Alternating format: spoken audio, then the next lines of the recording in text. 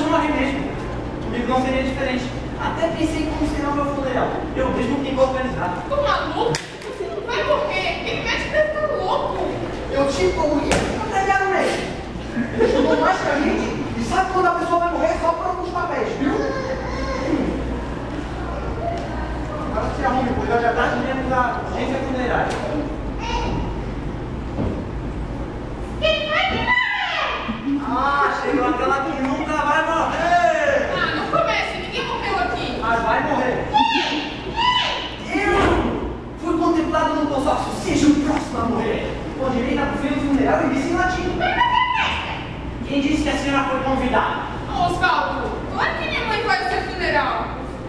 Espera aí. Olha vocês, escuta, a gente tem essa ideia maluca. Ninguém vai morrer aqui. É claro que vou morrer. Assim eu me livro das dívidas, dos impostos, das taxas, dos cartões de crédito.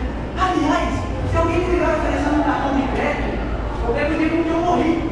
Ou melhor, atendo, falo uma coisa, aí vem alguém que pega o telefone e diz que eu morri. Vem a calanteiro mesmo, hein? Se morrer, vai deixar de tudo pra essa mulher? Bonito, hein? Presta. Uma porra, não vai de mim. Dê licença, agora eu vou fazer a lista de contas para o meu funeral. Mamãe, temos que tirar essa ideia maluca da cabeça do Osvaldo. Não vai dar certo.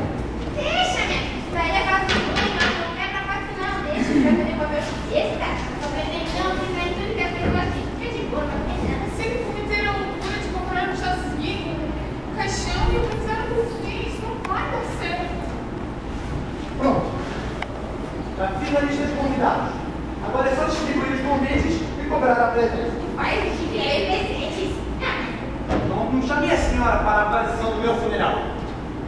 Osvaldo, deixa minha mãe em paz. Ela tem motivo de zombar. Essa lista é um absurdo. Não se convida pessoas para o funeral. Mas e se faltar alguém que eu quero? E se for alguém que eu não quero? Mas, ô criatura, por causa